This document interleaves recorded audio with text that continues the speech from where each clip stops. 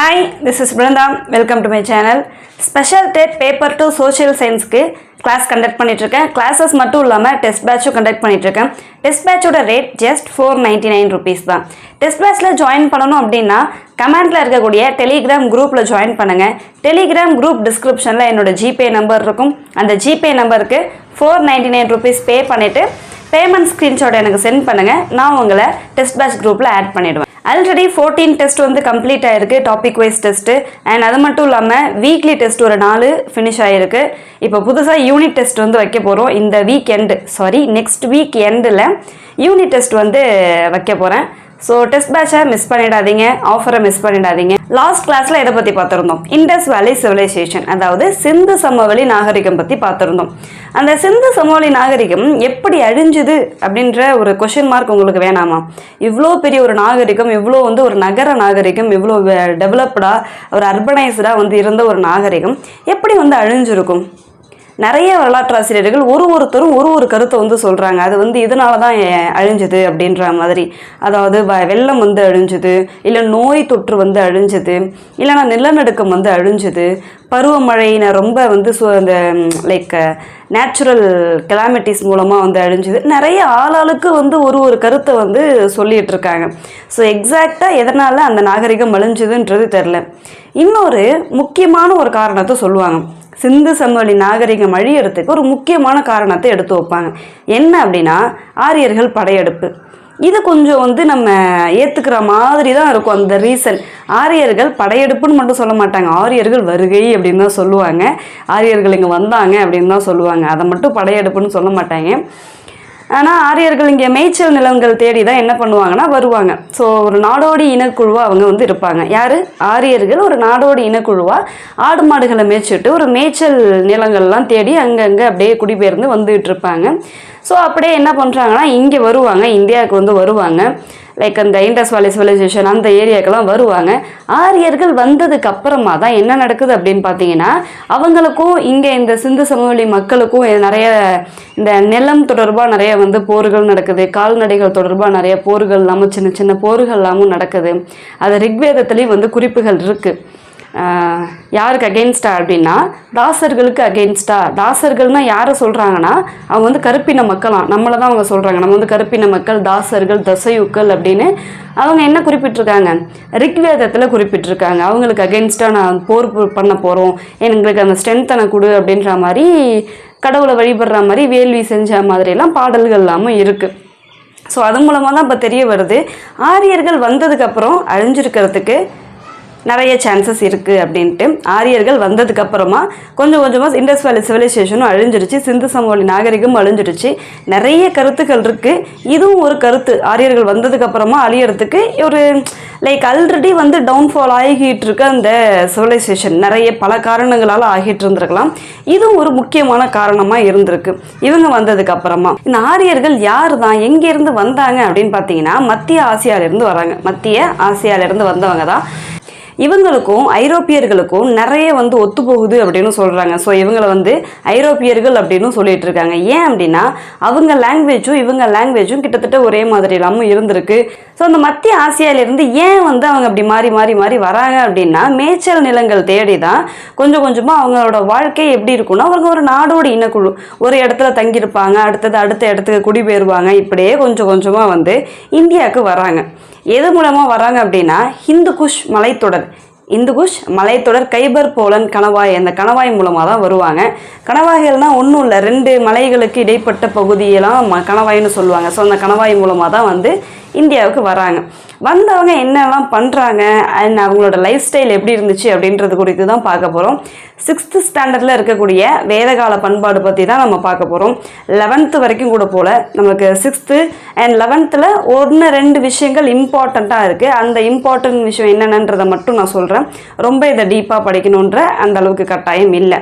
சரி, கால்நடை மேய்க்கிறது தான் இவங்களோட முக்கியமான தொழில் அப்படின்னு பார்த்தோன்னா வேறு எதுவும் இல்லையா அப்படின்னா வேளாண்மையும் செய்கிறாங்க. வேளாண்மை ஆனால் அவங்க என்ன மாதிரி செய்கிறாங்க அப்படின்னு பார்த்தீங்கன்னா இவங்க தான் வந்து ஒரு இடத்துல ஸ்டடியாக தங்க மாட்டாங்களே, அப்படியே குடிபெயர்ந்துக்கிட்டே போகிறாங்கல்ல. என்ன பண்ணுவாங்கன்னா அங்கே இருக்கக்கூடிய இந்த மரங்கள் செடி எல்லாத்தையும் வந்து அழிச்சிட்டு, ஒரு லேண்ட் இருக்குது அது மரம் செடிலாம் இருக்குன்னு எல்லாத்தையும் அழிச்சிட்டு அதை வந்து தீ வச்சு எரிச்சிட்டு மிச்சம் நிலத்தில் ஒட்டி இருக்கிறதையும் தீ வச்சு எரிச்சிட்டு அதுக்கப்புறமா என்ன பண்ணுவாங்கன்னா அதில் விவசாயம் பண்ணுவாங்க. இதுக்கு இந்த மெத்தடுக்கு பேர் ஸ்லாஷ் அண்ட் பேர்ன் மெத்தட், அழித்து எரித்தல் முறை அப்படின்னு சொல்லுவாங்க. ஸோ அந்த முறையை பயன்படுத்தி என்ன பண்ணுறாங்கன்னா வேளாண்மை பண்ணுறாங்க. இந்த மாதிரி லேண்டை போய் எரிச்சுக்கிட்டே இருந்தால் அதோட தன்மை வேற இழந்துடும், அதோட அந்த வளமான தன்மை இழந்துடும். கொஞ்ச நாள் இப்படி பண்ணுவாங்க. அடுத்தது அந்த இதில் நல்லா ஈல்டு எடுக்க முடியல, என்ன எடுக்க முடியல, நிறைய விளைச்சல் எடுக்க முடியலன்னா அடுத்த கட்டமாக இன்னொரு லேண்டுக்கு போயிடுவாங்க, குடிபெயர்ந்து இன்னொரு பிளேஸ்க்கு போயிடுவாங்க. ஸோ இப்படியே தான் பண்ணிகிட்டு இருக்காங்க. இந்த டேர்ம் முக்கியம். அவங்க என்ன மாதிரியான முறையை பயன்படுத்தினாங்க? அழித்து எரித்தல் முறையை பயன்படுத்தினாங்க. ஸ்லாஷ் அண்ட் பேர்ன் மெத்தட் அக்ரிகல்ச்சருக்கு பயன்படுத்தினாங்க. அவங்க யாருன்றது முக்கியம். நாடோடிகள் அப்படின்றத ஞாபகம் வச்சுக்கோங்க. அது மட்டும் இல்லாமல் மத்திய ஆசியாவிலேருந்து வந்தாங்க, அது எக்ஸாம் பாயிண்ட் ஆஃப் வியூ, அதுவும் ஞாபகம் வச்சுக்கணும். இண்டஸ் வேலி சிவிலைசேஷன் ஒரு நகர நாகரிகம்ல, ஆனால் இவங்க என்ன அப்படின்னா கிராம வாழ்க்கையை தான் மேற்கொள்கிறாங்க. ஒரு கிராம வாழ்க்கை கிராமமாக தான் இருக்குது. இது நகரமாக ஒரு அர்பனைஸ்டாலாம் இவங்களோட லைஃப் ஸ்டைல் இல்லை. போக போக பின்னாட்களில் தான் அர்பனாக மாறுது. கிராம வாழ்க்கைன்னு தான் நம்ம முக்கியமாக சொல்லணும். இவங்களை நகர நாகரிகம்னு சொல்ல மாட்டோம், கிராம நாகரிகம், கிராம வாழ்க்கையை தான் மேற்கொண்டாங்கன்றது தான் சொல்லுவோம். யாருக்கு? இந்த வேதகால மக்களுக்கு. சரி, இந்த வேதகால மக்கள் பற்றி இவங்களை பற்றி தெரிஞ்சுக்கிறதுக்கு என்ன தான் ஆதாரம் இருக்குது அப்படின்னு பார்த்தீங்கன்னா இலக்கிய சான்றுகள் தான் இருக்குது. அதிகப்படியான இந்த தொல்லியல் சான்றுகள் கிடைக்கல. 1-2 இடங்களில் ஹஸ்தினாபுரம், ஒரு சில இடங்களில் கிடைச்சிருக்குன்றாங்க. பட் அதிகப்படியான சான்றுகள் நமக்கு எங்கேருந்து கிடைக்கிதுன்னா இலக்கிய சான்றுகள் தான். என்ன இலக்கிய சான்றுகள்? வேதங்கள் அப்படின்றது கேள்விப்பட்டிருக்கீங்களா? அந்த வேதங்கள் தான், அதுதான் இலக்கிய சான்றுகள். மொத்தம் 4 வேதம் இருக்குது. ரிக்கு, யஜூர், சாம, அதர்வ அப்படின்னு 4 வேதங்கள் இருக்குது. இந்த 4 வேதங்கள் தான் இந்த மக்களுக்கான சான்றுகளாகவே முக்கியமாக இருக்குது. அதில் ரிக்வேதம் தான் இயர்லியஸ்ட்டு வேதிக்கு, அதாவது ஆரம்பகால வேதம் அப்படின்றது இந்த ரிக்வேதம் தான். முதல்ல இந்த வேதகால மக்களோட காலம் என்னன்னு பார்த்தீங்கன்னா 1500 to 600 கிமு, பொது ஆண்டுக்கு முன். ஓகேவா? அதே இண்டஸ் வேலி சிவிலைசேஷன் எப்போ அழிஞ்சுதுன்னு சொன்னேன்? 1900 1700, அதுதான் அதோட அழிவு நிலையாக இருந்தது. 700 அழிஞ்சிருச்சு, கொஞ்சம் கொஞ்சமாக அழிஞ்சிட்டு வந்துகிட்டு இருக்கு. அதுக்கு அடுத்தது ரொம்ப டவுன்ஃபாலாக ஆகியிருக்கும். ஸோ அந்த காலகட்டத்தில் தான் இவங்க உள்ளார வராங்க. யார்? ஆரியர்கள் உள்ளார வராங்க. இந்த வேத காலத்தை 2ஆக பிரிப்பாங்க. என்ன 2ஆக பிரிப்பாங்கன்னா தொடக்க வேத காலம், பின் வேத காலம் அப்படின்னு சொல்லிட்டு 2ஆக பிரிப்பாங்க. 1500 to 1000. பின் வேத காலம் பார்த்தீங்கன்னா 1000 to 600. இப்போ தொடக்க வேத காலத்தில் தான் என்னெல்லாம் இருக்குது? முக்கியமாக ஒன்று தான் தொடக்க வேத காலம்னா ரிக்வேத காலம். தொடக்க வேத காலம்னு சொல்லலாம், இல்லை ரிக்வேத காலம்னு சொல்லலாம். பின் வேத காலத்தில் என்னெல்லாம் இருக்குது? ரிக்குக்கு அடுத்தது யஜூர், சாம, அதர்வன. சரி, இந்த வேதங்கள்லாம் என்னதான் சொல்லியிருப்பாங்க அப்படின்னு பார்த்தீங்கன்னா வேதங்கள்லாம் வேள்விகளை எப்படிலாம் நடத்தலாம், வேள்வி எப்படி நடத்தலாம், யாகங்கள் என்னெல்லாம் பண்ணலாம், அதுக்காக பண்ணலாம் அப்படின்ற மாதிரியான ஒரு குறிப்புகள் தான் எல்லாமே இருக்கும் மோஸ்ட்லி இந்த வேதங்களில். ஸோ ரிக்வேதம் அப்படின்றது யாக வேள்விலாம் எப்படி வளர்க்கலாம்ன்றது குறித்து தான் இருக்கும் அதிகமாக. மொத்தம் 1028 பாடல்கள் இருக்குது ரிக்வேதத்தில். எத்தனை? 1028 பாடல்கள் இருக்குது. அதுக்கடுத்தது பார்த்திங்கன்னா இந்த வேதங்கள் இருக்கா, இதுக்கு இதெல்லாம் பாடலாக தானே இருக்கும். இதுக்கு விளக்க உரைகள்லாமும் இருக்குது. எப்படி எக்ஸாக்டாக வளர்க்கணும், அந்த பாட்டில் என்ன சொல்லியிருக்காங்க அப்படின்னு விளக்க உரைகள்லாம் இருக்குது. அதுக்கு பேர் பிராமணங்கள் அப்படின்னு சொல்லுவாங்க. பிராமணங்கள்னால் இந்த வேதங்களோட விளக்க உரை. ஓகேவா? அதில் எக்ஸ்ப்ளனேஷன் கொடுத்துருப்பாங்க, டெஃபினேஷன், அவ்வளோதான். இது வேள்வி குறித்து இது சொல்லும். இது யஜூர் அப்படின்னாலே யாகம் தான். அதுவும் என்ன அப்படின்னு பார்த்தீங்கன்னா யஜூர் என்னென்னா யாகம் எப்படிலாம் பண்ணணுன்றதை பற்றி சொல்லும். சாமவேதம் இசை பற்றின ஒரு சில குறிப்புகள்லாம் இதில் இருக்கும். சாமவேதம். அடுத்தது அதர்வன வேதத்தில் என்னெல்லாம் இருக்கும்? இதெல்லாம் கொஞ்சம் 11th இருக்கிறது. ரொம்ப நம்ம டீப்பாக போக வேண்டாம். நம்ம 6th இருக்கிறது மோஸ்ட்லி ஃபுல்லாக பார்த்துட்டு 11th கொஞ்சம் இம்பார்ட்டனை மட்டும்தான் நான் சொல்லிகிட்ருக்கேன். இது அதர்வன வேதம்னு சொல்லலாம், இல்லை வனபுத்தகங்கள் அப்படின்னு சொல்லலாம். அதாவது காட்டில் இருந்துக்கிட்டு முனிவர்கள் எழுதின குறிப்புகள், பாடல்கள் அதெல்லாம் அடங்குனது தான் அதர்வன வேதம். ஸோ ஒரு வேதத்தில் என்னென்ன இருக்குன்றது வரைக்கும் அதெல்லாம் யூஜிடிஆர்பி லெவலில் தான் ரொம்ப டீப்பாக கேட்பாங்க. நம்ம இதை மட்டும் ஞாபகம் வச்சுக்கணும். இது தொடக்க வேத காலம், இது பிந்தைய வேத காலம் அப்படின்றத கண்டிப்பாக ஞாபகம் வச்சுக்கணும். யஜுர்னா யாகம் அப்படின்றதெல்லாம் ஞாபகம் வச்சுக்கோங்க. வேதகால இலக்கியங்களை ரெண்டாக பிரிப்பாங்க. என்ன அப்படின்னு பார்த்தீங்கன்னா ஸ்ருதி, கமல் பொண்ணு கிடையாது, ஸ்ருதி ஸ்மிருதி. ஸோ ஸ்ருதி அப்படின்ற ஸ்ருதிகளில் என்னெல்லாம் வரும், ஸ்ருதியில் என்னெல்லாம் வரும் அப்படின்னு பார்த்தீங்கன்னா 4 வேதங்கள், ரிக் யஜுர் வேதம் அதெல்லாம் சொன்னாலே அந்த 4 வேதங்கள். அதுக்கு அடுத்தது இதுக்கான விளக்க உரைகள், அதாவது பிராமணங்கள், ஆரண்யங்கள், உபநிடதங்கள், இதெல்லாம் எதில் வரும் அப்படின்னு பார்த்தீங்கன்னா இந்த ஸ்ருதியில் வரும். அதுக்கு அடுத்தது ஸ்மிருதி, அதில் என்னெல்லாம் வரும் அப்படின்னு பார்த்தீங்கன்னா இந்த இதிகாசம் இருக்கு இல்லையா. என்ன இதிகாசம்? புராணம், இதிகாசம். புராணங்கள்னால் நிறைய புராணம் இருக்குது. அண்ட் இதிகாசங்கள் என்ன இதிகாசம்னா 2 இதிகாசம் டக்குன்னு வரல, மகாபாரதம், ராமாயணம். அந்த இதிகாசங்கள் இதெல்லாம் ஸ்மிருதியில் வரும். ஏன் அப்படின்னு பார்த்தீங்கன்னா ஸ்மிருதி அப்படின்றது எழுதப்பட்டது, ஓகேவா. சுருதி அப்படின்றது எழுதப்படாதது, கேட்டல் அப்படின்னு அர்த்தம். சுருதிக்கு என்ன அர்த்தம் அப்படின்றத கேட்பாங்க. சுருதினா கேட்டல், எழுதப்படாதது. அதாவது ஆரம்பத்துலலாம் என்ன பண்ணல அப்படின்னா அந்த வேதத்தை எழுதலை. என்ன பண்ணாங்கன்னா வாய் வழியாக தான் அந்த பாடல்களை, கதைகளை எல்லாத்தையும் வாய் வழியாக தான் அடுத்தடுத்த ஆட்களுக்கு, அடுத்தடுத்த ஆண்களுக்கு கடத்திக்கிட்டே இருந்தாங்க. வருடம் போக போக இப்படியே தான் செஞ்சுட்டு இருந்தாங்க. உபநிடதம் அப்படின்னால இந்த வார்த்தைக்கு என்ன அர்த்தம்னா உபனிஷத் அப்படின்னா அருகில் அமர் அப்படின்ட்டு. பக்கத்தில் உட்காந்துட்டு காதில் தான் சொல்லுவாங்க, யார் காதலையும் கூட விழுந்துடக்கூடாது அப்படின்ற மாதிரி. அந்த அளவுக்கு அந்த வேதங்கள் யார் காதலையும் கேட்டக்கூடாது, யாரும் கேட்கக்கூடாது அப்படின்ற மாதிரியெல்லாம் ரூல்ஸ்லாம் ஃபாலோ பண்ணிட்டு இருந்தாங்க. அது எழுதப்படலை, பிற்காலத்தில் தான் அது எழுதப்படுது. பின்காலத்தில்னா பின்வேத காலங்களில் தான் அது ஏற்றப்படுது, சரி எழுதப்படுது. பின்வேத காலங்களில் லேட்டராக தான் எழுதப்படுது. ஆரம்பத்திலேருந்து அது எழுதலை. இப்போ நீங்களே யோசிங்களேன், ஒருத்தர்கிட்டேருந்து இன்னொருத்தர்கிட்ட அந்த செய்தி போகுதுன்னா அது எப்படி மாறும்? அது அத்தனை வருஷம் அப்படியே இருந்திருக்கு, வாய் வழியாகவே கடத்திக்கிட்டு இருந்தாங்கன்னா அது என்னென்ன டைரக்ஷனில் என்னென்ன மாதிரி எக்ஸாஜரேட் பண்ணி மாறி இருக்கும்ன்ட்டு அப்படி தான் மாறி இருந்ததுக்கு. அண்ட் இன்னொன்று, இதை வரலாற்று காலம்னு சொல்லுவோம். இதுக்கு முன்னாடி இந்த சிந்து சமவெளி இருக்கு இல்லையா, அதை புரோட்டோ ஹிஸ்ட்ரின்னு சொல்லுவோம். அதுக்கு முன்னாடி நம்ம என்னன்றதை பார்க்கல. பேலியோலித்திக்கு, மீசோலித்திக், நியோலித்திக், அதாவது கற்காலம், புதிய கற்காலம், அந்த கற்காலம் பற்றி பார்க்கல. அதை என்ன சொல்லுவோம்? ப்ரீ ஹிஸ்ட்ரி அப்படின்னு சொல்லுவோம், வரலாற்றுக்கு முந்தைய காலம் அப்படின்ட்டு. இந்த புரோட்டோ ஹிஸ்ட்ரி அப்படின்றது வரலாற்றுக்கு முந்தைய காலத்துக்கும் வரலாற்று காலத்துக்கும் இடையில் இருக்கிறது புரோட்டோ ஹிஸ்ட்ரி. அதாவது இன்னும் கரெக்டாக சொல்லணும்னா புரோட்டோ ஹிஸ்ட்ரினா சான்றுலாம் இருக்கும், இலக்கிய சான்றுலாம் இருக்கும், ஆனால் அர்த்தம் தெரியாது. நிறையவே இருக்கும், எழுத்து வடிவம் இருக்கும், எல்லாமே இருக்கும், ஆனால் நம்ம படிச்சிருக்க மாட்டோம், அர்த்தம் தெரியாது, நமக்கு படிக்க முடியாது. அதுதான் புரோட்டோ ஹிஸ்ட்ரி. அதுவே இதை பார்த்தீங்கன்னா இந்த இலக்கிய சான்றுகள் நம்மளால் படிக்க முடியும். எல்லாருமே படித்து அதுக்கான அர்த்தத்தை தானே சொல்லிகிட்டு இருக்காங்க. வேதம், அதுவும் முக்கியமாக பிராமணர்களுக்கு அந்த வேதம் தான் தெரியுமே, அதை படிக்கக்கூடியது தான், அவங்களால அதை படிக்க முடியும். வேதம் தெரிஞ்சவங்களுக்கு, சான்ஸ்கிரிட் தெரிஞ்சவங்களால படிக்க முடியும். ஸோ இந்த வேதத்தை என்ன சொல்கிறாங்க அப்படின்னு பார்த்தீங்கன்னா வேத காலத்தை வரலாற்று காலம் தான் சொல்லுவாங்க. வரலாற்று காலத்தோட தொடக்க காலம் இங்கே இருந்தால் வரலாற்று காலம் ஆரம்பிக்குது. ஏன் இதை வரலாற்று காலம்னு சொல்கிறாங்கன்னா இலக்கிய சான்று இருக்குது, இலக்கிய சான்று, எழுதப்பட்ட இலக்கிய சான்று இருக்குது, நமக்கும் அர்த்தம் புரியுது. ஸோ இது வரலாற்று காலம் அப்படின்னு சொல்கிறாங்க. ஸோ இந்த ஸ்ருதி ஸ்மிருதி இது ரெண்டுத்துக்கும் மீனிங் புரியுது தானே. ரிக்வேத காலத்தில் ஆரியர்களோட அந்த செட்டில்மெண்ட் எங்கே இருக்குது, குடியேற்றம் எங்கே இருக்குது அப்படின்னு பார்த்தீங்கன்னா பஞ்சாப் இந்த பகுதிகளில் தான் இருக்குது. ஆரம்ப காலகட்டத்தில் அவங்களோட அந்த செட்டில்மெண்ட் போக போக பிற்காலத்தில், அதாவது பின்வேத காலத்தில் எங்கே செட்டில்மெண்ட் வருதுன்னா இந்த பகுதிக்கு வராங்க, இந்த கங்கை யமுனை பகுதிக்கு வராங்க, கொஞ்சம் கொஞ்சமாக குடிபெயர்ந்து வராங்க.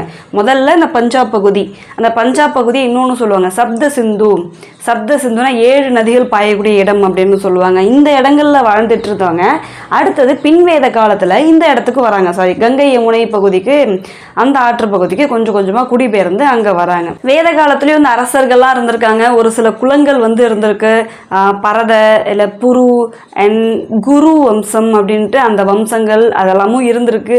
அவங்க நம்ம கூட சண்டையும் போட்டிருக்காங்க. நம்மள என்னன்னு சொன்னாங்க, தாசர்கள் தசையுக்கள் அப்படின்லாம் சொல்லி நம்ம கூட என்ன பண்ணாங்கன்னா சண்டைலாம் நிறைய போட்டிருக்காங்க. போர் நடந்திருக்கு, 10 மன்னர்கள் போர் அப்படின்னு சொல்லி போர்லாமும் நடந்திருக்கு. சரி, இப்போ அரசர் இருந்தாங்கன்னு சொன்னோம் இல்லையா, அந்த அரசருக்கு ஹெல்ப் பண்ணுறதுக்காக ஒரு 4 சபைகள்லாம் இருக்கும். என்னென்ன சபை அப்படின்னு பார்த்தீங்கன்னா சபா, 1 செகண்ட். சபா, சமிதி, விததா, கணா அப்படின்ற என்ன இருக்கணும் அப்படின்னா சபைகள்லாமும் இருக்குது. சபா அப்படின்னா மூத்தோர்கள் மன்றம், மூத்தவர்கள் கூடி இருக்கக்கூடிய மன்றம் அப்படின்றது சபா. சமிதி அப்படின்றது மக்கள் அனைவரும் கூடக்கூடிய ஒரு பொதுக்குழு, அதுதான் வந்து சமிதி. இந்த ரிக்வேத காலத்தில் ஆரம்பத்தில் என்ன மாதிரி இருக்குது, பின்வேத காலங்களில் எப்படி இருக்குது, டோட்டலாக ரெண்டுமே டிஃப்ரெண்ட் ஆகும். ரிக்வேத காலத்தில் எப்படி இருந்துச்சுன்னா அரசர் வந்து யாரோட பேச்சுக்கு உட்பட்டவர்னா அவருக்கு தனியாக வந்து ஃபுல் அதிகாரம், லைக் அவர் என்ன நினச்சாலும் பண்ண முடியும் அப்படின்லாம் இல்லை. அவர் என்ன பண்ணணும், இந்த சபைகளையும் என்ன பண்ணணும், கன்சல்ட் பண்ணணும். அதாவது ஒரு டிசிஷன் எடுக்க போகிறாங்க அப்படின்னா இவங்களையும் வந்து கலந்து ஆலோசிச்சதுக்கு அதுக்கப்புறமா தான் எடுக்க முடியும். என்ன ஒரு முடிவு இல்லை எதுவாக இருந்தாலும், இல்லை அரசர் தேர்ந்தெடுக்கப்படுறாருன்னா அந்த சபைகள் மூலமாக தான் தேர்ந்தெடுக்கப்படுவார். இவங்க அண்ணியில் ஒரு அரசர் வந்து தேர்ந்தெடுக்கப்பட முடியாது. அதுவே பின்வேத காலத்தில் எப்படி மாறுது அப்படின்னா அரசர் கொஞ்சமாக ஸ்ட்ராங்காக ஆரம்பிக்கிறாரு. அண்ட் இந்த சபை அப்படின்றதெல்லாம் அழிக்கப்படுது பின்வேத காலங்களில். சபைக்கு அந்தளவுக்கு அதிகாரமே இல்லை, அரசர் தான் வந்து முதன்மை அதிகாரமாக இருக்கார். அவர் தான் எல்லாமே, அவர் தான் நீதி கொடுக்கறதும் அவர் தான், அட்மினிஸ்ட்ரேஷனில் ஹையர் அஃபீஷியலாக இருக்கிறதும் அவர் தான், எல்லாமே அவர் தான். அவர் நினச்சா என்ன வேணால் பண்ண முடியும். ஸோ இந்த சபைகளுக்கு மக்களுக்கு அவங்களுக்கெல்லாம் அதிகாரம் குறைஞ்சிடுது பின்வேத காலங்களில். ஸோ இந்த ரிக்வேத காலத்தில் எப்படி இருந்துச்சு, பின்வேத காலத்தில் எப்படி இருந்தது எல்லாமும் கேள்விகளில் கேட்பாங்க.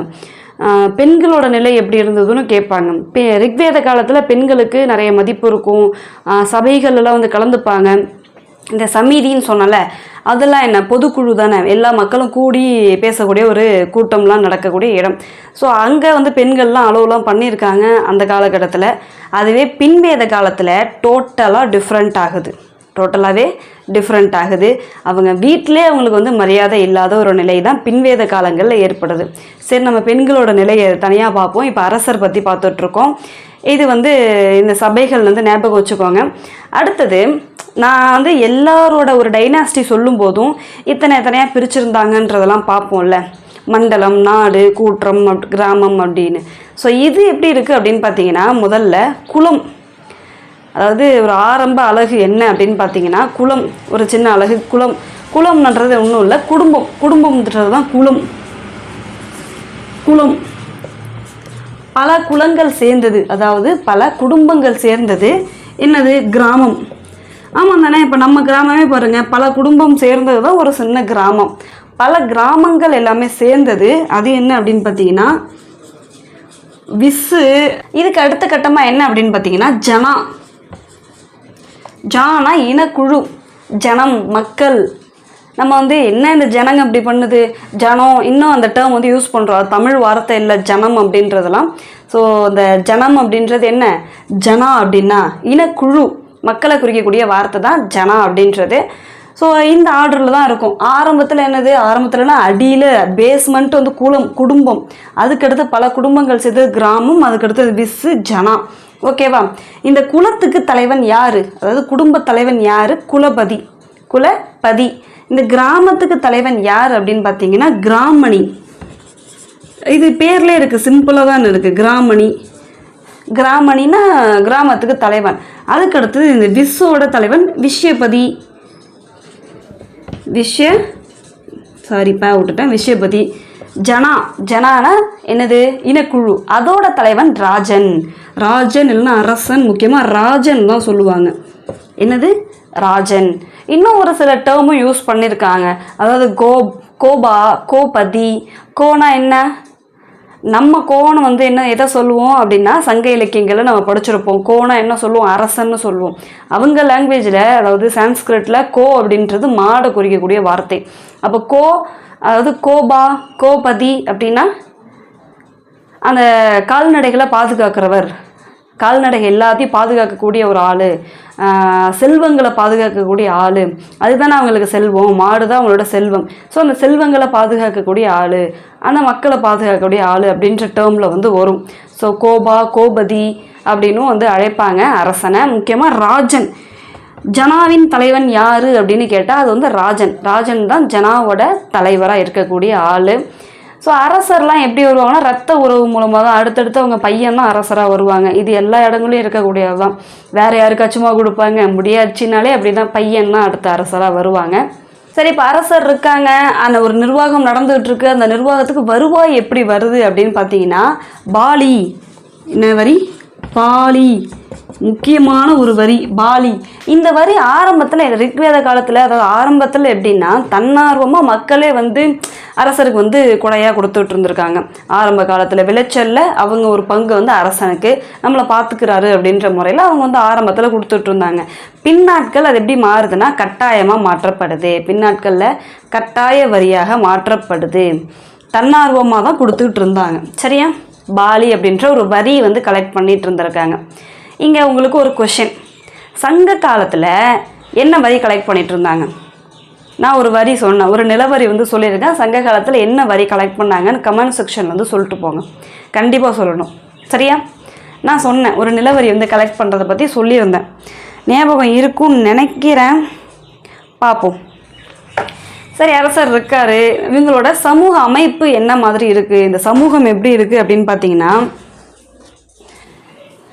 4 வருணங்களாக பிரிக்கப்பட்டிருக்கு. இவங்களோட சமூகம் 4 வருணங்களாக பிரிக்கப்பட்டிருக்கு. ஃபஸ்ட்டு 3 வருணமாக இருக்கும் ரிக்வேத காலத்தில். பின்வேத காலங்களில் பின்னாட்களில் போக போக 4 வருணங்களாக பிரிக்கப்பட்டுரும். எது?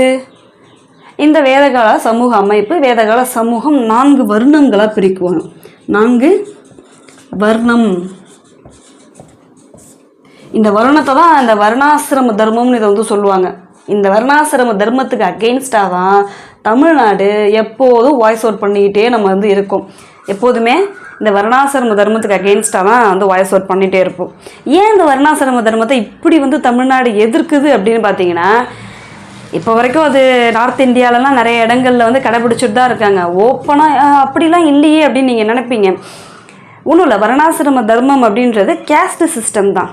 அதாவது பிரம்மன் இருக்கார், பிரம்மனோட தலையிலேருந்து பிறந்தவன் பிராமணன், தோள்பட்டிலேருந்து பிறந்தவன் வந்து அது என்ன, ஐயோ, சத்திரியன், தொடையிலேருந்து பிறந்தவங்க வந்து வைசியர்கள், காலிலிருந்து பிறந்தவங்க தான் வந்து சூத்திரர்கள். இந்த சூத்திரர்கள் அப்படின்றவங்க எல்லாரும், எல்லா மக்களும் அதில் தான், நிறைய பேர் அதில் தான் அடங்குவாங்க, சூத்திரர் அப்படின்னு. ஸோ எப்படி நம்மளை வந்து சூத்திரன்னு ஒருத்தன் வந்து சொல்லலாம்? சூத்திரன்னு சொல்லி நீ வந்து இந்த 3 பேருக்கும் வேலை செய்கிறதுக்கு அடிமையாக மட்டும் இருக்கக்கூடிய ஆள், உனக்குன்னு இல்லை நிலமோ உனக்குன்னு எதுவுமே வச்சுக்க முடியாது, வேலை மட்டும் செய்கிறது தான் உன்னோட இது, விவசாயம் பண்ண முடியாது. இவங்க 3 பேருக்கும் அடிமைகள் மாதிரி இருக்கிறது தான் என்னது இவங்களோட வேலை. இது இப்போ வரைக்கும் பல இடங்களில் இருக்குது, ஃபாலோ பண்ணிட்டு தான் இருக்காங்க. முக்கியமாக நார்த் இந்தியாவிலாம் வந்து பொலிட்டீஷியன்ஸே இதை ஓப்பனாக ஸ்டேஜிலலாம் பேசியிருக்காங்க. நீங்கள் எதனா வீடியோலாம் சர்ச் பண்ணி பாருங்கள், உங்களுக்கு கிடைக்கும். வர்ணாசிரம தர்மத்தை நாங்கள் காப்பாற்றணும் அப்படின்லாம் ஓப்பன் ஸ்டேட்மெண்ட்டாக வந்து கொடுப்பாங்க. அந்த கேஸ்ட் சிஸ்டமை காப்பாற்றணுன்னு தான் அவங்க நினைக்கிறாங்க. வர்ணாசிரம தர்மம்னா அவங்க இதை தான் இன்டைரக்டாக சொல்கிறாங்க. அவள் டேரெக்டாக அதை வந்து ஓப்பனாக இப்போ சொல்லவே மாட்டாங்க. நீங்கள் வந்து கேளுங்க, ஓப்பனாக சொல்ல மாட்டாங்க. சுற்றி அவங்க அதை தான் வேணால் வருவாங்க. இன்டைரக்டாக கேஸ்ட் சிஸ்டம் தான் சுற்றி வருவாங்க. அதாவது மற்றவங்கள இது பண்ணிவிட்டு நாங்கள் தான் வந்து ஏதோ பெரிய ஆளு அப்படின்றத உயர்த்தி பிடிச்சிக்கிட்டே தான் இருந்துகிட்ருப்பாங்க இந்த வர்ணாசிரம தர்மத்தை பேசக்கூடிய ஆட்கள். ஸோ அதுக்கு அகெயின்ஸ்டாக தமிழ்நாடு நின்றுட்டுருக்கு. நீங்களும் அதுக்கு அகெயின்ஸ்டாக நில்லுங்க. அதுதான் கரெக்டான ஸ்டாண்டு. ஏன்னா ஆல் ஆர் ஈக்குவல். நம்ம கான்ஸ்டியூஷன் படி ஈக்குவலிட்டி, அதாவது ஈக்குவாலிட்டி பிஃபோர் லான்னு வரும். அனைவரும் சட்டத்துக்கு முன் சமம், அவ்வளோதான், முடிச்சாச்சு. கான்ஸ்டியூஷன் எழுதியாச்சு. இது முடியாச்சு இல்லை, மாறிடுச்சு. ஸோ நம்ம மாறிக்கணும், காலத்துக்கு தகுந்த மாதிரி மாறிக்கணும். ஓகே. ஸோ இந்த வர்ணாசிரம தர்மத்தை ஃபாலோ பண்ணிட்டு தான் அந்த சமூக அமைப்பு இருந்தது. 4 வருணங்கள் இருந்தது. பிராமணா, சத்திரியா, வைசியா, சூத்ரா அப்படின்ற 4 என்ன இருந்தது, வருணங்கள் இருந்தது. ஸோ வருணங்கள் இருந்தது. அவங்களுக்குன்னு ஒரு தொழில் இருக்கும். அடுத்தது பெண்களோட நிலையெல்லாம் எப்படி இருக்குது அப்படின்னு பார்த்தீங்கன்னா, நான் இதுக்கு முன்னாடி சொன்னேன் இல்லையா, ரிக்வேத காலத்தில் பெண்கள் கொஞ்சம் மதிக்கப்பட்டிருக்காங்க. ஆனால் பின்வேத காலங்களில் அது அப்படியே எப்படி மாறுது அப்படின்னா, டோட்டலாக அகெயின்ஸ்டாக குடும்பத்திலே அவங்களுக்கான ரைட்ஸை அவங்க இழக்கிறாங்க. ரிக்வேத காலங்களில் உடன்கட்டைனா என்னன்னே தெரியாது. உடன்கட்டை ஏறுதல்னா என்ன? ஹஸ்பண்ட் இறந்தோன்னா அந்த சிதையிலேயே, அந்த எரியறதுல இவங்களையும் வந்து தள்ளி எரிச்சிடுவாங்க. ஸோ அந்த உடன்கட்டை ஏறுதல்னால் என்னன்னே தெரியாது ரிக்வேத காலகட்டத்தில். அடுத்தது இந்த செகண்ட் மேரேஜ் பண்ணிப்பாங்களா, ஹஸ்பண்ட் இறந்துட்டான், அதெல்லாம் பண்ணியிருக்காங்க. அதாவது ரீமேரேஜ் பண்ணியிருக்காங்க. கைம்பெண்கள் ரீமேரேஜ் வந்து பண்ணியிருக்காங்க. அதுக்கெல்லாம் எந்த ரெஸ்ட்ரிக்ஷனும் அந்த அளவுக்கு இல்லை. ஆனாலும் சொத்துரிமை அவங்களுக்கு இல்லை. யாருக்கு? பெண்களுக்கு சொத்துரிமையெல்லாம் இல்லை. பின் வேத காலத்தில் அது அப்படியே டோட்டலாக மாறுது. இந்த திருமணம் அப்படின்றது இன்னும் கொஞ்சம் இறுக்கமாக மாறுது. பலதார மனம் அப்படின்றது இருக்குது. ஒரு ஆண் பல பெண்களை வந்து திருமணம் செஞ்சுப்பாங்க. அந்த பலதார மனம் அப்படின்றதெல்லாமும் இருந்திருக்கு. கலப்பு திருமணங்கள் கட்டுப்படுத்தப்பட்டிருக்கு. கலப்பு திருமணங்களை அலோவ் பண்ணலை. ஆனால் அப்போ அதுக்கு முன்னாடி அப்போ என்ன செஞ்சுருக்காங்க? அலோவ் பண்ணியிருக்காங்கன்னு தானே அர்த்தம். பின்வேத காலத்தில் அதை ரெஸ்ட்ரிக்ட் பண்ணிடுறாங்க. கலப்பு திருமணமே கூடாது, பண்ணக்கூடாது அப்படின்ட்டு. சரி, இப்போ சமூக வாழ்க்கை பார்த்தோம். இவங்களோட பொருளாதார வாழ்க்கையெல்லாம் எப்படி இருக்குது அப்படின்னு பார்த்தீங்கன்னா, கால்நடை மேய்ப்பவர்கள் நான் ஆரம்பத்தில் சொன்னது தான். அவங்களோட ஒர்க்கு என்ன? பொருளாதாரம் இருந்தால் தானே ஒரு கவர்மெண்ட்டை நடத்த முடியும். அவங்களோட ஃபஸ்ட்டு ஆரியர்களோட முக்கியமான ஒரு ஒர்க் அப்படின்றது என்னென்னா கால்நடை மேய்க்கிறது. அது அடியெல்லாம் இன்னொரு ஒர்க் என்னென்னா அக்ரிகல்ச்சர் பண்ணுறது. அக்ரிகல்ச்சர் என்னெல்லாம் பண்ணுவாங்கன்னா, அந்த கோதுமையை கோதுமான்னு அவங்க சொல்லுவாங்க. பார்லி, யவம், பார்லினா யவம், அரிசி கொஞ்சம் வந்து பண்ணியிருக்காங்க. முக்கியமாக வந்து கோதுமை, பார்லி இதுதான் அதிகப்படியாக வந்து என்ன பண்ணியிருக்காங்கன்னா அக்ரிகல்ச்சர் பண்ணியிருக்காங்க. ஸோ இதெல்லாம் அக்ரிகல்ச்சர் பண்ணுறாங்க. ஓகே, அந்த அக்ரிகல்ச்சர் நிலத்துக்கு அவங்க ஒரு டேர்ம் வந்து வச்சுருக்காங்க. என்ன அப்படின்னு பார்த்தீங்கன்னா க்ஷேத்ரா. க்ஷேத்ரா அப்படின்னா வேளாண் நிலம். அந்த வேளாண் நிலத்தை தான் வந்து க்ஷேத்ரா அப்படின்னு சொல்லுவாங்க. அது சீத்தா அப்படின்னா என்னென்னா சீத்தானா கலப்பையோட கொழு முனை. கலப்பை இருக்குல்ல, அந்த கலப்பையோட அந்த எட்ஜ் இருக்குல்ல, அதுதான் கலப்பையோட கொழு முனைனா சீத்தா. அடுத்தது சுரானா வந்து கலப்பை. இதெல்லாம் அவங்க லாங்குவேஜ். ஸோ இதை ஏன் தெரிஞ்சுக்கணுன்னா, நம்ம பொருளாதாரம் பற்றி படிக்கிறோம், அக்ரிகல்ச்சர் பண்ணாங்கன்னு பற்றி படிக்கிறோம். பார்லினா யவம், அதை ஞாபகம் வச்சுக்கணும். கோதுமைனா கோதுமா அப்படின்னு தான் அவங்க சொல்லுவாங்க, அதை ஞாபகம் வச்சுக்கணும். அப்போது அவங்க வேளாண்மைக்கு யூஸ் பண்ணுற ஒரு சில டேர்மும் ஞாபகம் வச்சுக்கணும் தான் கண்டிப்பாக. க்ஷேத்ரானா வேளாண் நிலம், சீத்தானா அந்த கலப்பையோட கொழுமுனை, சுரானா வந்து கலப்பை. அடுத்து கிருஷி அப்படின்னா உழவை குறிக்கக்கூடிய சொல்லு, கிருஷி. சரி, இது முக்கியமான டேர்மு, இதை ஞாபகம் வச்சுக்கோங்க. மேட்ச் ஷீட்டில் கொடுத்து கேட்பாங்க. பிஒய்க்யூ நிறையா டைம் வந்து கேட்டிருக்காங்க இதை மேட்ச் ஷீட்டில் கொடுத்து. ஸோ கேட்குறதுக்கு நிறைய வாய்ப்புகள் இருக்குது. சரி, இப்போ வேளாண்மை செஞ்சுட்ருக்காங்க. அவங்களுக்கு என்னென்னாலும் அனிமல் தெரியும். கால்நடை மேய்ச்சாங்கன்னு சொன்னால என்னென்னாலும் விலங்குகள் தெரியும் அப்படின்னு பார்த்தீங்கன்னா, இவங்களுக்கு குதிரை தெரியும். குதிரை, பசு, வெள்ளாடு இதெல்லாமும் தெரியும். சிந்து சமவெளி மக்களுக்கு குதிரை பற்றின அறிவு இருக்கா? அதாவது குதிரையை பற்றி தெரியுமா? அவங்க யூஸ் பண்ணியிருக்காங்களா? கமெண்ட்டில் சொல்லுங்கள். நடத்தின டாப்பிக்கில் இருந்தால் நான் கேள்வி கேட்டுட்ருக்கேன். 2 கேள்வி கேட்டிருக்கேன். கமெண்ட்டில் சொல்லுங்கள், அவங்களுக்கு தெரியுமா தெரியாதா அப்படின்றத சொல்லுங்கள். சிந்து சமவெளி மக்கள் என்ன நேரத்தில் அந்த மட்பாண்டம்லாம் யூஸ் பண்ணாங்கன்றதை கமெண்ட்டில் சொல்லுங்கள். வேதகால மக்கள் வந்து என்ன நிறத்தில் மட்பாண்டங்கள்லாம் யூஸ் பண்ணாங்கன்னா, பழுப்பு மஞ்சள் நிறத்தில் இருக்கக்கூடிய மட்பாண்டம் தான் யூஸ் பண்ணாங்க. என்ன நிறம்? பழுப்பு மஞ்சள் நிற மட்பாண்டம் தான் யூஸ் பண்ணாங்க. அண்ட் இவங்களுக்கு வேறு என்னெல்லாம் தெரியும்? மெட்டல் வந்து என்னெல்லாம் தெரியும் அப்படின்னு பார்த்தீங்கன்னா, இரும்பு தெரியும். நான் இதை ஸ்டார்டிங்லேயே வேறு சொல்ல மறந்துட்டேன். இந்த அளவுக்கு மரத்தெல்லாம் வந்து வெட்டி அக்ரிகல்ச்சர்லாம் பண்ணியிருக்காங்க. அசால்ட்டாக திரும்ப இன்னொரு இடத்துக்கு குடிபெயர்ந்து அங்கேயும் மரத்தெல்லாம் வெட்டியிருக்காங்களே, இது வெண்கலத்தால் செய்ய முடியுமா? ஏன்னா இதுக்கு முன்னாடி சிந்து சமவெளி மக்களுக்கு வெண்கலம் தெரியும். அதுக்கு அடுத்து தான் இவங்க வராங்க. அந்த வெண்கலத்தை வச்சுக்கிட்டு இவங்களால் செஞ்சுருக்க முடியுமானா முடியாது. அண்ட் இன்னொன்று, அந்த மக்கள் கூட, சிந்து சமவெளி மக்கள் கூட போர்லலாம் தைரியமாக ஈடுபட்டு அவங்க வின் பண்ணியிருக்காங்க. இந்த வேதகால மக்கள், அதாவது ஆரியர்கள் வின் பண்ணியிருக்காங்க. அதுக்கு காரணம் என்ன? அவ்வளோ வெல்வர்ஸ்டாக அப்படியே சூப்பராக அர்பனைஸ்டாக நகர நாகரிகமாக இருந்துச்சு. இருந்தாலும் அவங்களால வின் பண்ண முடியல. இவங்க வின் பண்ணியிருக்காங்க. இவங்க இந்த அளவுக்கு அக்ரிகல்ச்சர் வந்து பண்ணாங்க. மரத்தெல்லாம் வெட்டி அழிச்சு, காடுகள் அழிச்சு அதுலேருந்து அக்ரிகல்ச்சர் பண்ணாங்க. இந்த முறையெல்லாம் அவங்க ஃபாலோ பண்ணுறதுக்கு எப்படி பண்ண முடிஞ்சிருக்கும்? ஒன்றே ஒன்று தான், இரும்பு. அந்த இரும்பு வந்து இவங்களுக்கு தெரியும். வேதகால மக்களுக்கு, சிந்து சமவெளி மக்களுக்கு இரும்பு தெரியாது. இரும்பு குறித்த அறிவு வந்து அவங்களுக்கு கிடையாது. இவங்களுக்கு இரும்பை பற்றி தெரியும். அந்த இரும்பை பற்றி தெரிஞ்சதுனால மட்டும்தான் இவங்களுக்கு அந்த இரும்பில் வெப்பன் செய்கிறதுக்கு நாலேஜ் இருந்ததுனால மட்டும்தான் இவங்களால் இவ்வளோ விஷயத்த செய்ய முடிஞ்சுது. போர்லெல்லாமே வந்து இரும்பில் தயாரித்த ஆயுதங்களை யூஸ் பண்ணுறது, விவசாயத்தில் இரும்பால் செஞ்ச அந்த டூல்ஸை வந்து யூஸ் பண்ணுறது, அது மூலமாக தான் அவங்க ரொம்ப ஈஸியாக விவசாயம் பண்ண முடிஞ்சுது, போரில் ஈடுபட முடிஞ்சுது. ஸோ இரும்பு இவங்களுக்கு தெரியும். என்ன தெரியும்? இரும்பு தெரியும். இவங்களுக்கு இரும்பு தெரியும். ஸோ இது என்ன காலம்னு சொல்லுவோம்? இரும்பு காலம். ஏன்னா இவங்களுக்கு இரும்பில் வெப்பன்லாம் யூஸ் பண்ண தெரிஞ்சிருக்கு, செய்ய தெரிஞ்சிருக்கு. ஸோ இது இரும்பு காலம். இதுக்கு முன்னாடி இருந்தது வெண்கல காலம், இண்டஸ் வேலி சிவிலைசேஷன். இது இரும்பு காலம். ஸோ இந்த இரும்பை வந்து என்ன சொல்கிறாங்க? அவங்க லாங்குவேஜில் அவங்க என்ன சொல்கிறாங்கன்னா சியாமா. என்ன சொல்கிறாங்க? சியாமா சியாமா அப்படின்னு சொல்கிறாங்க. இவங்களுக்கு வேறு என்னெல்லாம் மெட்டல் தெரியும் அப்படின்னு பார்த்தீங்கன்னா, வேறு என்னெல்லாம் மெட்டல் தெரியும்னா தங்கம், இரும்பு, செம்பு இதெல்லாமும் தெரியும். தங்கத்தை எப்படி சொல்கிறாங்க அப்படின்னு பார்த்தீங்கன்னா, தங்கத்துக்கு தங்கம் வந்து என்ன சொல்கிறாங்கன்னா, என்ன ஹிரண்யா, தங்கத்தை ஹிரண்யான்னு சொல்கிறாங்க. இரும்பை வந்து சியாமான்னு சொல்கிறாங்க.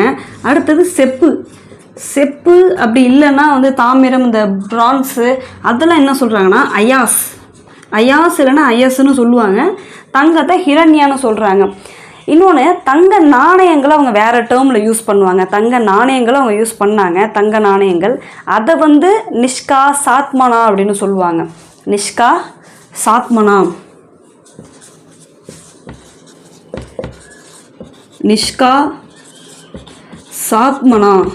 இது வந்து தங்க நாணயங்களை குறிக்கக்கூடிய பேர். கிருஷ்ணாலா அப்படின்றது வெள்ளி நாணயங்களை குறிக்கக்கூடியது. கிருஷ்ணாலா அப்படின்றது வெள்ளி நாணயங்களை குறிக்கக்கூடியது கிருஷ்ணாலா. ஓகேவா? நார்மலாக தங்கம் உலோகத்தை மென்ஷன் பண்ணி கொஷின் வந்து கேட்குறாங்க, அவங்களுக்கு எந்தெந்த உலோகங்கள் தெரியும், இல்லைனா பொருத்துக்களை கொடுக்கும்போது ஆப்ஷனில் என்ன இருக்குன்றதை கொஞ்சம் தெளிவாக பார்த்துக்கோங்க. தங்கம்னா ஹிரண்யா, செப்புனா ஐஎஸ், இரும்பு சியாமா. அதுவே வந்து தங்க நாணயங்களை எப்படி குறிக்கிறாங்க அப்படின்றது கேள்வி தெளிவாக இருக்கும். அந்த தங்க நாணயங்களை என்ன சொல்கிறாங்க? நிஷ்கா சாத்மனா, அதாவது நிஷ்கா சாத்மனா, ஒரு கமா, ரெண்டும் ஒரே பேர் இல்லை. அடுத்தது வெள்ளி வந்து கிருஷ்ணாலா. வேதகால மக்கள் என்னென்ன மாதிரியான கடவுள்கள்லாம் வழிபட்டிருக்காங்க அப்படின்னா, ஆகாயம், நிலம், அது அக்னி, அந்த மாதிரி கடவுள்கள் தான் வழிபட்டிருக்காங்க. முக்கியமாக அக்னி அந்த கடவுள்லாம் வழிபட்டிருக்காங்க. அண்ட் முக்கியமாக இன்னொன்று, படைப்பவர், காப்பவர், அழிப்பவர் அப்படின்னு சொல்லுவோம்ல, அந்த கடவுள்களையும் வழிபட்டிருக்காங்க. சரி, என்னதான் அவங்க சாமி கும்பிட்டாலும் வழிபாட்டு தலங்கள் இருந்ததுக்கான சான்றுகள் நமக்கு கிடைக்கல. வழிபாட்டு தலங்கள், அதாவது கோவில்கள் இருந்ததுக்கான சான்றுகள் கிடைக்கல. சிந்து சமவெளி நாகரிகத்துலேயும் கோவில்கள் இருந்ததுக்கான சான்று கிடைக்கல, இங்கேயும் வந்து கிடைக்கல. சரி, இந்த படைப்பவர் அழிப்பவர்னு சொன்னோமே, அவங்களுக்கு முன்னாடி என்ன பேர் அப்படின்னு பார்த்தீங்கன்னா பிரஜாபதி அப்படின்னா படைப்பவர். ருத்ரன், அதாவது சிவன் அழிப்பவர். காப்பவருக்கு பேர் வந்து பார்த்திங்கன்னா பிரஜாபதி, ருத்ரன்.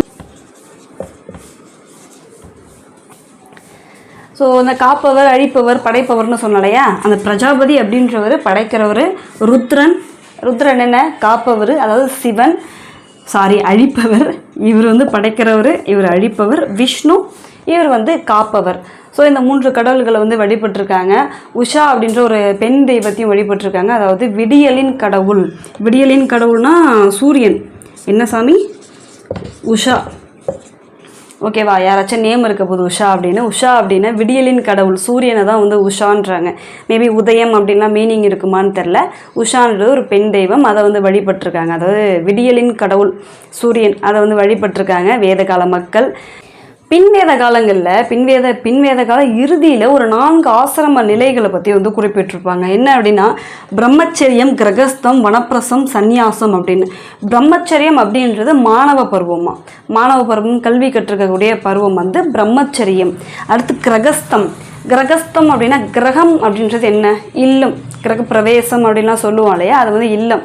ஸோ அந்த கிரகஸ்தம் அப்படின்றது இல்லற வாழ்க்கையை பற்றி இருக்கக்கூடியது. அதாவது மாணவ பருவத்திலேருந்து அடுத்தது மேரிடைல் லைஃப், அதாவது மேரேஜ் லைஃப் பற்றி சொல்லக்கூடியது இந்த கிரகஸ்தம். 4 நிலையை சொல்கிறாங்க. ஒரு மனுஷன் இப்படி 4 நிலைகளில் இருக்கணும் அப்படின்ற மாதிரி சொல்கிறாங்க. அடுத்தது மாணவ பருவத்தில் இருந்துட்டு அடுத்தது என்ன பண்ணுவான்? கிரகஸ்தத்துக்கு வருவான், இல்லற வாழ்க்கைக்கு ஒருத்தன் வருவான். அதுக்கு அடுத்தது வனப்பிரஸ்தம், காடுகளுக்கெல்லாமல் போய் தவம் செஞ்சு லைக் அந்த ஞானத்தை அடையிறதுக்கு ட்ரை பண்ணணும் அப்படின்றது வனப்பிரஸ்தம். சந்நியாசம் அப்படின்றது முழுமையாக வீடு பேர் அடைதல், வீட்டை விட்டுட்டு முழுமையாக காடுகளில் போய் இருந்து என்ன பண்ணுறது? தவம் செய்கிறது சந்நியாச வாழ்க்கைக்கு போகிறது. இதை நான் அக்செப்ட் பண்ணிக்க மாட்டேன். முன்னாடியே வந்து என்ன ஆகிடணும்? சன்னியாசத்துக்கு போயிடணும். ஒரு ஃபேமிலியை உருவாக்கி, ஒய்ஃபு, பேபி அதெல்லாம் உருவாக்கி பாதியில் விட்டுட்டு ஓடுறதுன்றது பேட் ஹேபிட். அது வந்து சரிபட்டு வராது, நல்லதுக்கு இல்லை. அவங்கள வந்து இப்படி விட்டுட்டு போகிறது. பட் அவங்க வந்து சொல்கிறாங்க, இது அந்த காலத்துக்கு ஏதோ சாத்தியமோ, அந்த காலத்துக்கு எப்படி இருந்துச்சு சமூகம்ன்றது தெரில. ஏன்னா இப்போ வந்து அது செட் ஆகாது, முன்னாடி செட் ஆகியிருக்கலாம். அதனால் இதை வந்து சொல்கிறாங்க. இந்த 4 நிலைகளை வந்து மேட்ச் ஷீட்டில் கேட்பாங்க. பிரம்மச்சரியம், மாணவ பருவம், கிரகஸ்தம், இல்லற வாழ்க்கை, வனப்பிரஸ்தம், தவம் செய்கிறது, இது வீடு பேர் அடைதல். துறவர வாழ்க்கைன்னு சொல்லலாம், சன்னியாச துறவர வாழ்க்கை அப்படின்னு சொல்லலாம். ஸோ கிளாஸ் இதோட ஓவர், வேத காலம் இதோட ஓவர். நம்ம 6th ஸ்டாண்டர்ட் ப்ளஸ் ஒரு 1-2 இம்பார்ட்டனாக 11th ஸ்டாண்டர்ட்லேருந்து சொல்லியிருக்கேன். வேத காலம் பற்றி இதோட கிளாஸ் வந்து ஓவர். புரிஞ்சிருக்குன்னு நம்புகிறேன். புரியல அப்படின்னா கமெண்ட்டில் சொல்லுங்கள்.